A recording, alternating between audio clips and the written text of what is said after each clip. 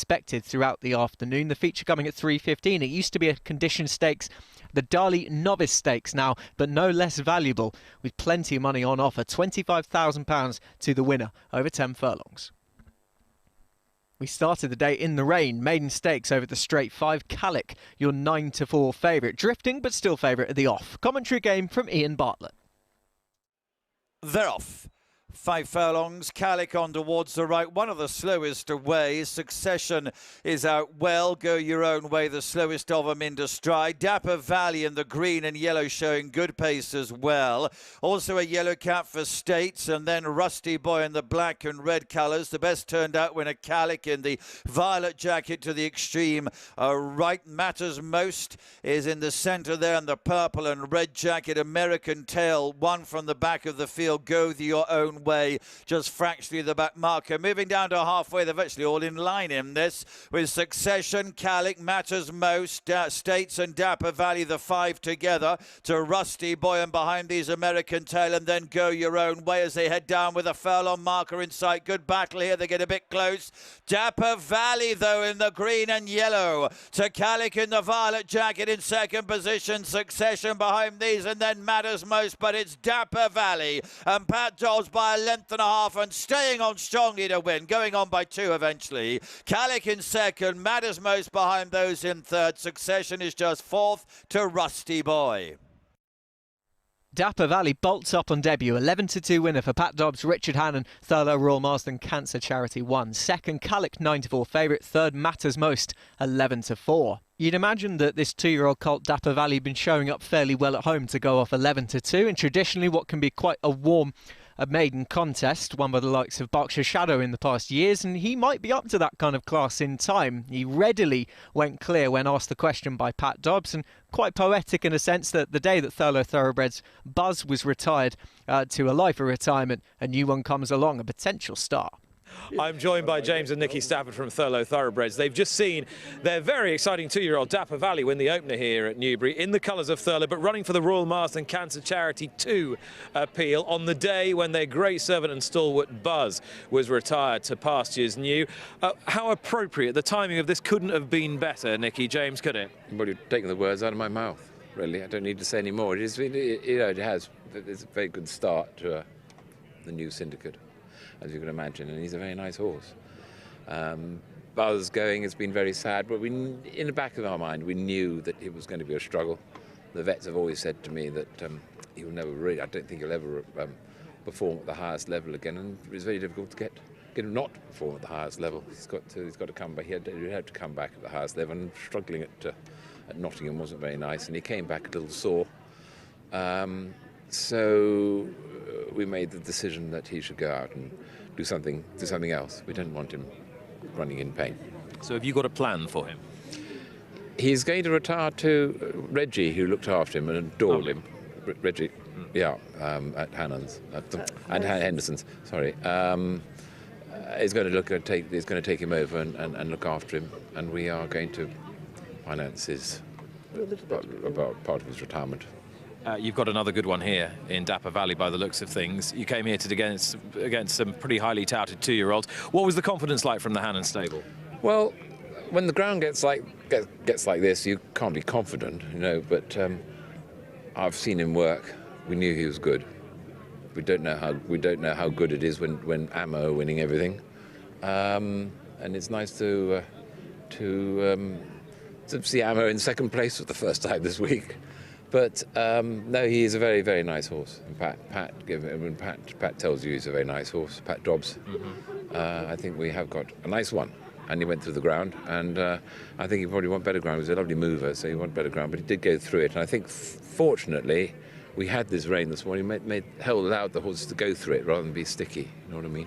James, you've seen enough 2-year-olds, you've seen enough good 2-year-olds in your time watching horse racing. I've seen horses win this race and go on and win Norfolk Stakes and so forth. Do you see him as a real out-and-out speedster, or do you think he wants a bit further? Pat said he's got a lot of speed, a huge amount of speed. That's as far as he wanted to go at the moment. But having said that, that was a soft ground 5 furlongs, so he'd probably get 6 on better ground, yes. I'd imagine we might go for the Sandown race. What's it called? The National Stakes next? National Stakes. And that's a stiff 5. And yeah. And then go and win the Coventry. Well, thank you, Nick. You've always been a very lucky man. An optimist, James, an optimist. These colours are proving pretty lucky at the moment, Nicky, as well. And obviously, you're running this horse, and you ran Buzz in part for the Royal Marsden. This is the second part. This is for slightly different cause for the Royal Marsden. The first one was the Oak Centre. Right. And this one is really for research into the early diagnosis of cancer, which we think is incredibly important. So it's just wonderful that one chapter closes and another chapter begins, and to see a horse like that win so well is thrilling. And we're all quite emotional, to be honest with you. I've no doubt, and I know how much the Royal Marsden means to you both. Thank you so much for your support of it. Open champion, who we bought from Roger Varian last year and is now with Alan King. He runs in the Great Metropolitan for the same syndicate on Tuesday. Excellent. There will be more money in the coffers, I hope. I hope so. For the Marsden would be marvellous. Thank you, Nick, Excellent. very much indeed. Brilliant. James, Nicky, congratulations. Roll on, Sandown, Ascot and beyond. Thanks so much. Thank you very much. Thank you. Thanks. Second race was on the straight course, a 6 furlong handicap, 10,000 to the winner. Crazy Luck headed up an extremely open race, 9-1 into 6-1 favourite at the off. They're off. Race over 6 furlongs. Sir Thomas Gresham leaps out of the gates and misses it by a few lengths as they get going. Haymaker and Marshal Dan and Zero Carbon towards the extreme right of the leading trio of Palminteri, Marwi and Fantasy Master in behind these two. Bernardo O'Reilly and Popmaster sways his one from the left. Faro to San Juan on the extreme left. Gisburn towards the back of the field. Also the best turned out winner, Spanish Star, is towards the rear. Addison being pushed along also as they head down now towards the halfway stage, and it's Marshal Dan in orange with the black sleeves, Zero Carbon on the right, Haymaker the yellow colours. In behind these Tan Marwi and Plum and Swayze and Gisburn and Faro de San Juan, and then comes Crazy Luck in red and yellow halfway down them at the moment. Fantasy Master and Pop Master in company with these, and then comes Sir Thomas Gresham. 300 yards to go. Haymaker is sent for the line now by Jason Hart. Sir Tan Marwi, a big drifter in the betting, the blue and white, is banged there to backlit out. Behind these are Plum. Little else coming from the back of the field. Sir Thomas Gresham running on. Tan Marwi and the blue and white colours leading. Bernardo O'Reilly trying to get the Haymaker between those on the far side. Bernardo O'Reilly pounces late to beat Tan Marwi and Haymaker of Plum and Sir Thomas Gresham. Bernardo O'Reilly wins 16-1 for Hayley Turner, Richard Spencer and Rebel Racing 2. Second, Tamorwi 10-1, 10-1 as well for Haymaker back in third, with Crazy Luck unplaced favourite 6-1 back in the midfield. But Bernardo O'Reilly, he's been there and done it, this 9-year-old. He's shown a propensity for Newbury in the past, having won over course and distance all the way back in 2018 on similar kind of soft ground. It was good to soft that day. He'd run well in soft conditions before, placing on heavy at Newbury this course and distance as well. He's revelled in the ground conditions and he was well weighted. Bernardo O'Reilly has won our second race here, 9 years old, but no back number on that evidence. Super ride from Hayley Turner, taking advantage of the collapsing pace. Colours of Rebel Racing. Phil Cunningham joins me now, the winning owner. Well done, Phil. You've owned many winners who have won more prestigious races, but there's something about a horse like this winning at the age of 9 that must give you a lot of pleasure. Oh, he's magnificent. He was one of the first that we bought when we started the venture. And, was he really? Yeah, and he's I think he's won pretty much every year. So. Yeah, super ride from Hayley, wasn't it? Absolutely amazing. And yeah, I've had 2 days at the Craven, so we only just made it in time. A little bit of a late night last night, but yeah, got rid of a few cobwebs, I think. Have you been shopping this week? Shopping? Yeah, have you been restocking? No. We had a look at a couple, but probably out of our price range, to be honest, Nick. But yeah, that was amazing. Amazing, yeah, amazing. I've not been as excited as that for a long, long time, and I think she passed, what, 8 runners, I think, in the last 300 yards. So, yeah, still a little bit of excitement and hangover, I think. Well, hopefully that is just a precursor of things to come in 2023. Tell us a little bit about the operation this year, how many horses you're going to be running, and how Richard's stable's growing. Yeah, we're full up. A few homebreds from Raja Singh, once again. A few of the older horses, obviously, that could hopefully carry on and throughout the season. And we haven't had a winner for a couple of weeks, so I think Richard's probably more excited about that than I am. So that one.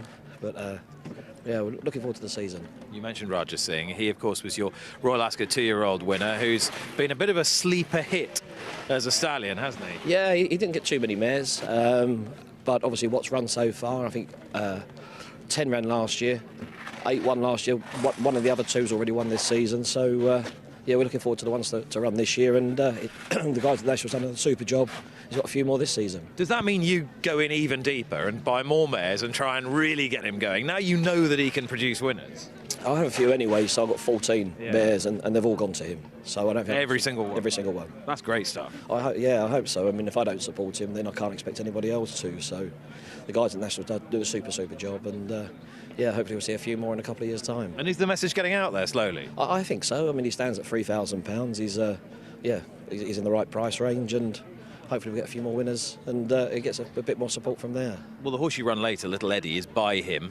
He is, yeah. And he could win this afternoon, couldn't he? I think so. O'Shea won on him before. I think he was keen to ride him. Unusual for the stallion. He's probably the one that goes on a bit of softer ground. And it's a lovely story. So we chucked him in this race, obviously, for the prize money, because it all goes to the kids from the foundation. So, yeah, it's amazing.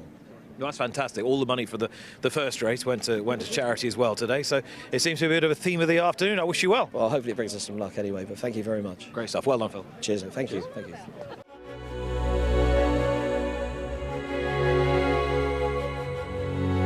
The winning horse is a Goff's horse.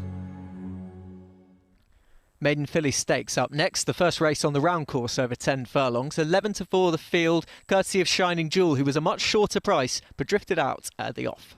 All in, set, they're off. Race over the 1.25 miles here. They come out to a fairly decent line and begin their journey down the back straight. Queen Emma is the slowest to get on with things. SHIVA SHAKTI is one of the first to show. MISTRAL, Star, MAMARA see in prominent positions. BECCARA Rose in red against the running rail to Gather Ye Rosebuds, and in behind those Lodon, and then towards the outside is Climate Friendly, who's next to the favourite Shining Jewel in the blue colours. WOOHOOH is in company with those. And then MAMAN JOON as they leave the back straight. At this stage, Eastern Empress, who has a yellow cap, is towards the back of the field. Just got the one behind her, Mrs. Twig, at this stage. With those is Queen Emma, and the green cap of Night at Sea is also with those. But they're heading down towards the home turn and already halfway. BECCARA Rose leads. MISTRAL, Star, black and white in second place is next. Gather Ye Rosebuds behind those. Blue and pink jacket sitting on the rails, just about in third position. MAMARA C is next, and then the stripes of Showy on the inside of SHIVA SHAKTI in the maroon colours. MISTRAL, Star is there as well. Lodon and Climate Friendly and WOOHOOH behind these, and MAMAN JOON in the violet colours beginning to pick her way through rivals. The blue of Shining Jewel is up wide on the track now as they race down with a 3 marker in sight. They've shunned the far side running rail, and BECCARA Rose in red still leads. Gather Ye Rosebuds, debut run for her. Blue and pink jacket is up there. MISTRAL, Star in the black and white behind these. MAMAN JOON is now switched towards the left. On the extreme left is Shining Jewel. Showy is behind these to Climate Friendly. Heading down to the 2 markers. They've still got a way to go in this. MAMAN JOON though, Kevin Stott the near side. Gather Ye Rosebuds, Connor Beasley in the blue and pink colours battling on well. MISTRAL, Star behind these. Shining Jewel heads the remainder, but they're all well big. There's a furlong first to last here. Gather Ye Rosebuds is clear and is going to win this by miles. Inside the final 100 yards then, it's Gather Ye Rosebuds, a big price individual, but has won impressively. MAMAN JOON will be in second. MISTRAL, Star will be in third. Then Shining Jewel might just have held fourth to WOOHOOH, and Queen Emma made a bit of progress behind those.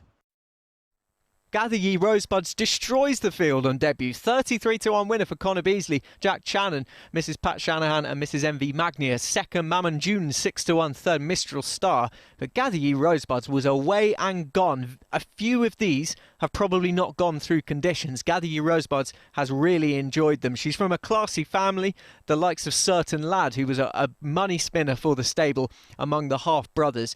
It'll be fascinating to see what she'll be able to do next time out, because she's gone through the line really strongly. A step up and trip surely imminent, and this was impressive.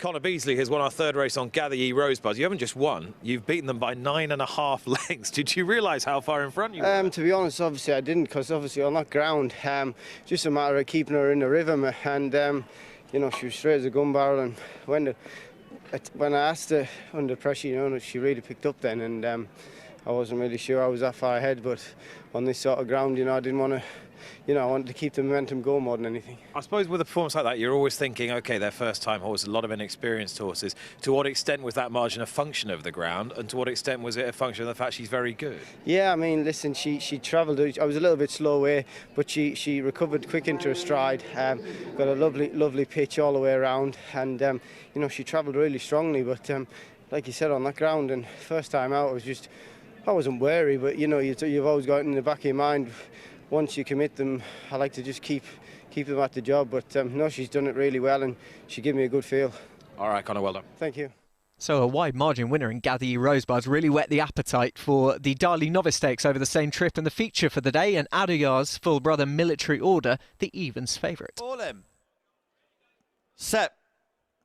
They're off.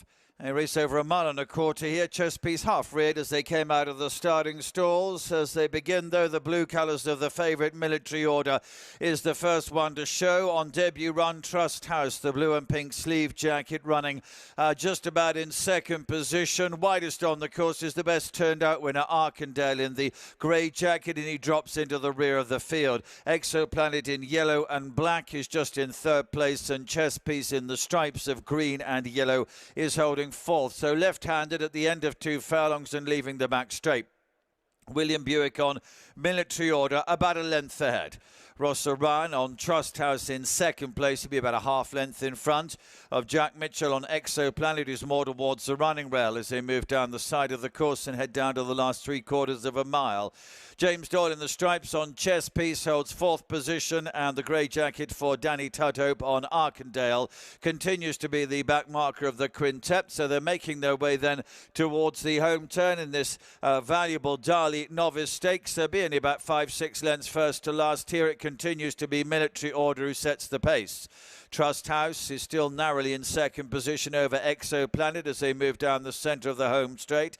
The stripes, the green cap of Chesspiece behind those in fourth, and he's only narrowly ahead of Arkendale, who continues to be last and fifth. Heading down then inside the last half mile.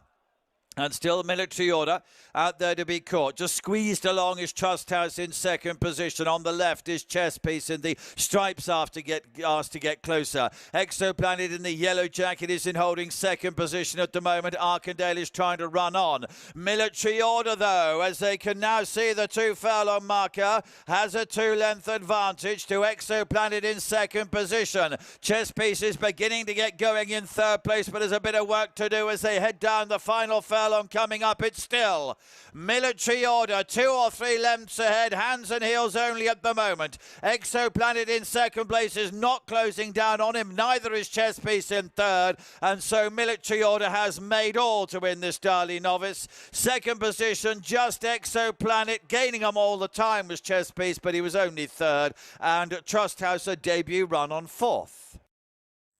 Military Order back with a bang. He salutes at evens for William Buick, Charlie Appleby and Godolphin in the Darley Novice Stakes. Second Exoplanet 9-2 and 4 lengths between the top 2. Well, he was given a fairly easy time of things out in the lead, Military Order. William Buick going through the gears nicely, letting him find his own stride. And when he found his own stride, he readily went clear away from Exoplanet, who has bounced back from the display last time on seasonal debut, but was no match for this full brother to Adayar. Plenty, no doubt, expected for him in the coming season. He's always going to be slightly in the shadow of his full brother until he achieves something, but this gave an indication that big races could be in the offing. Next up, handicap over an extended 2 mile, which saw Novel Legend, your 11-5 favourite, looking to back up the Kempton win last time. Set. They're off. And very slow to come out there was Prince Imperial from store number 5. Dwells and the others are 8-10 lengths ahead of him in the early part of the Compton Beecham Estates Limited Silver Bar. So just about a circuit to go from here. Nearest the stand, Star Caliber races a little wide of his rivals and in front of them. Call My Bluff with the yellow cap and the black and orange of Mostly Sunny are together in second and third places. Maroon colours for Vino Victrix behind these, and a dark blue jacket of Aztec Empire is around the outside of Novel Legend. These are then followed by Secret Shadow. Dark blue and pink colours for her ahead of Prince Alex as they make the journey into the back straight. About a length further behind then to ZAIN Knights in royal blue and orange, and now only 2 or 3 lengths behind to Prince Imperial, the light blue colours, who's the back marker. So they're near the completion of the first quarter of their journey. Off down the back straight they go.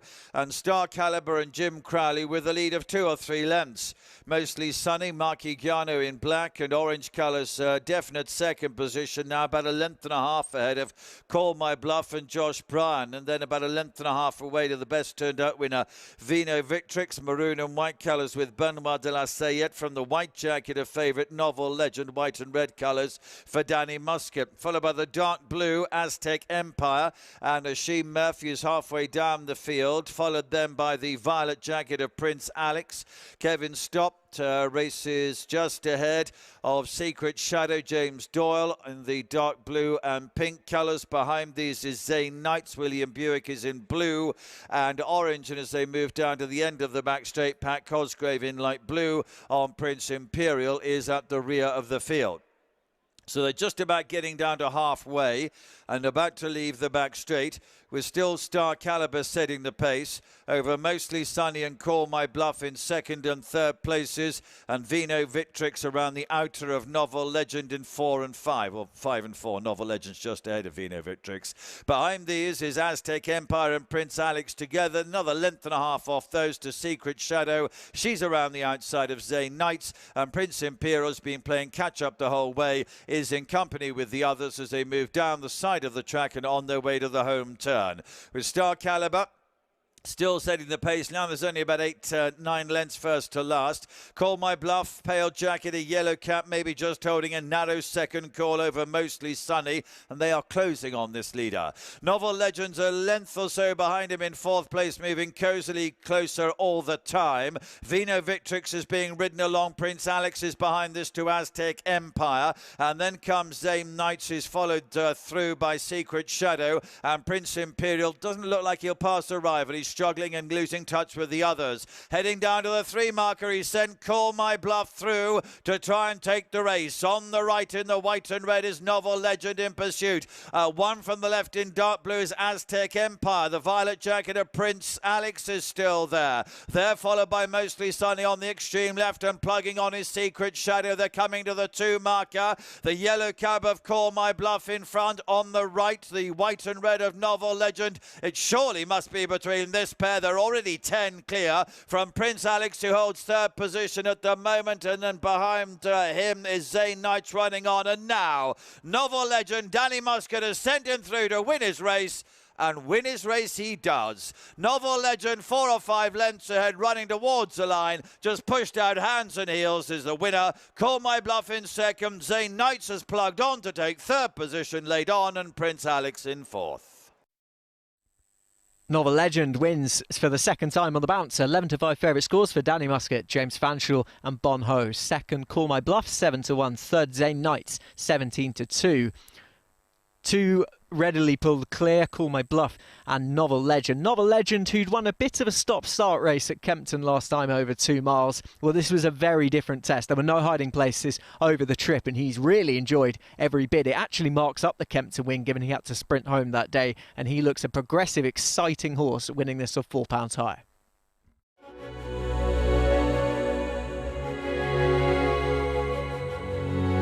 The winning horse is a Goff's horse. Tom Fanshawe is with me, having saddled Novel Legend to win the staying handicap here, and he did it really quite impressively. He was favourite, Tom, but at no stage in the race can you have been worried at all. Yeah, he's a horse that's wintered very well there, Nick. He's a nice big scopy Nathaniel Gelding, and He's gone through the gears nicely. He looks a well-handicapped horse, hopefully. He does. I mean, the ground today is pretty soft, you know, even by easy ground standards. Is that something you feel is important to him or not particularly? I don't think it's important. I think good ground or slow is important. He's not the kind of horse that would want quick ground. But as you saw today, he loved the conditions and he stays very well. So. He's wintered and strengthened up very well. Was it immediately apparent when you started working him again that he was a different horse this time round? Well, he's always been a horse with potential, but he's really filled into his frame this year. He's a strong, scopy horse and was always going to be a type to get better at 4. How do you see his campaign mapping out in an ideal world? Well, we've got him in the Chester Cup. Will he be a shortish price for that now? I'd say he will be, but I don't think he's probably going to get in the Chester Cup. Obviously, the weights came out on Tuesday, and I think he's 40th at the moment. He'll have a penalty now, so I don't think we're going to get in the Chester Cup. He'll get in the consolation race. We may consider the staying handicaps at Ascot, but he's a fun horse for his owner, Mr. Ho, and Mark McStay as well. So. Lots to look forward to. Mark McStay, who buys a lot of Mr. Ho's horses. They've had a great week with Canberra Legend winning for James Ferguson as well. Mr. Ho has a lot of horses running in Australia. Is that a fanciful idea to imagine this horse might end up there at some point? Well, Mark just mentioned the Sydney Cup there, which would be brilliant. Obviously, you get the kind of spring ground here, autumn ground over in Australia, which should suit him. But definitely, Mr. Ho has had a lot of success in Australia, so that could be an avenue that we do go down eventually. You've got to go and get a trophy. Well done, Tom. Thanks very much, Nick. Thank you. Back to the straight course for the Class 2 handicap over 7 furlongs. Taffridge, your 2-1 clear favourite. Set. They're off. They get away 7 furlongs the trip for this. As they bounce out of the stalls, the light blue of Hectic goes through to have the advantage. Leading to, in second place, it's probably Scholarship in the dark blue. A Quartet want to come extreme left. They're led by Captain Cuddles and Dane O'Neill.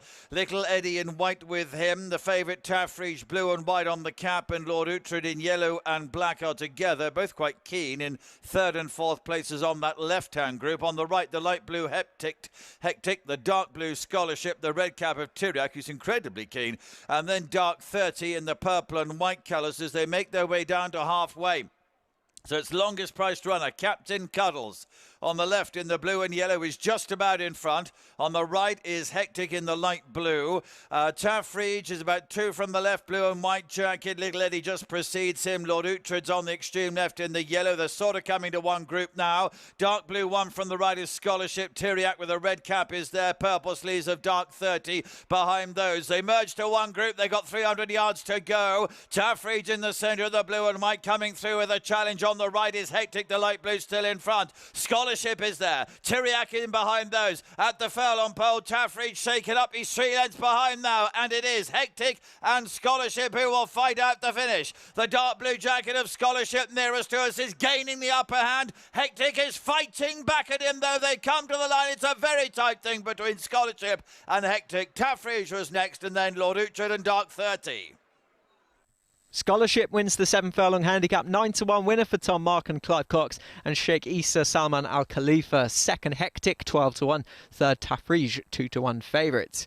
And Scholarship, who raced in the centre of the track, he'd been a little bit disappointing after his debut win at Haydock. He'd been highly tried, in fairness, taking in the likes of the Coventry Stakes behind Bradsell and then not really sticking when trying the trip for the first time at the Ebor Festival over 7 furlongs. Well, he enjoyed every second of this now, while he had a bit of a barging match with Hectic. The front 2 pulled clear ahead of Taffridge, who travelled into the race beautifully, couldn't see the effort out this time. Penultimate race of the card was Division 1 of a maiden filly stakes for newcomers exclusively, 3-year-olds over 7 furlongs. Mother Margaret, your 2-1 favourite. They're off. Number 9, Valtellina, not with the field, got upset in the stalls beforehand. There will be an announcement after the race, and Mother Margaret, who was last in, is first out. Pink Cap shows in Frontier for Karma, the grey filly towards the left, running in a close second position in company with Laura's Breeze, who's a bit hidden from us at the moment in blue and grey colours. Further back then to Maris Sita. It's a grey and black jacket, the scarlet sleeves of Gentle Light behind those, and then Cracking Filly is a very flashy filly towards the left with with the 4 white socks and white face as well. So they run on down towards the halfway stage. James Doyle on Mother Margaret showing out in front here by only about a length or so. Neil Callan on Laura's Breeze is running in second, and then comes the blue and white Jim Crowley on FOLKSong in third place. Rian Ingram on the right in grey and black colours on Maris Seater. Scarlet sleeves for Richard Kingscote on Gentle Light behind those. A pink sleeve jacket for Robert Havlin on the left on Cracking Filly as they now approach the final 2.5 furlongs, and it continues to be Mother Margaret showing in front. Moves along. Laura's Breeze on the right is attempting to make a challenge. FOLKSong, the blue and white stripes on the cap, now switch to the left to make a run. Behind those Gentle Lights starting to run on. Heading to the final furlong, and it's Mother Margaret in front. FOLKSong, though, coming through near a side to pass her. And as they race inside the closing stages, it's FOLKSong and Jim Crowley showing in front and leading by a length and a half. And FOLKSong's the winner. Second to go to Mother Margaret, just running on all the time. Gentle Light in third place, and Laura's Breeze behind him in fourth. Taking debut from FOLKSong takes Division 1 of the maiden fillies, 16-5 for Jim Crowley, William Haggis and Shadwell. Second, Mother Margaret, the 2-1 favourite. FOLKSong travelled really nicely into this contest, and while she's clearly got a little bit to learn, that's to be expected given she's making her debut at this time of the year in a newcomer's race. I'm sure plenty will come on for this initial experience, but you have to like the way she went through the gears. She knew her job well enough to pull away when it really mattered, and it'll be fascinating to see what she develops into. She already looks like she could be pretty good. Division 2 was a much more open affair, 7-2 for Heavenly Wish and Lady of Anjou to close out the card. They're off.